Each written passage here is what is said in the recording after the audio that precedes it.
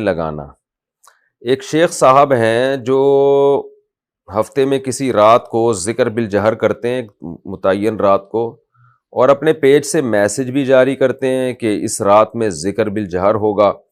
اسی طرح ہر رمضان میں پورا مہینہ اعتکاف میں بیٹھتے ہیں اور ہر رات ذکر بالجہر ہوتا ہے، جس میں 5-6 ہزار تک لوگ بھی آتے ہیں۔ اس بارے میں رہنمائی فرمائیں کہ کیا یہ ٹھیک ہے یا ٹھیک نہیں ہے؟ قاری ساجد صاحب نے یہ سوال پوچھا ہے۔ دیکھیں، یہ عمل جائز نہیں ہے، کیونکہ ذکر کے لیے تداعی کا مطلب لوگوں کو اکٹھا کر کے ایک مخصوص وقت پہ باجماعت ایک حلقہ بنا کے ذکر کرنا، یہ تو صحابہ سے اس کی ممانعت منقول ہے۔ حضرت عبداللہ بن عباس رضی اللہ عنہ نے اس طرح دیکھا تھا کہ لوگوں کو مسجد میں ذکر کر رہے تھے، تو آپ نے کنکر مارا ان کو۔ تو عبداللہ بن عباس تھے یا عباس تھے، مجھے اس راوی کا نام میں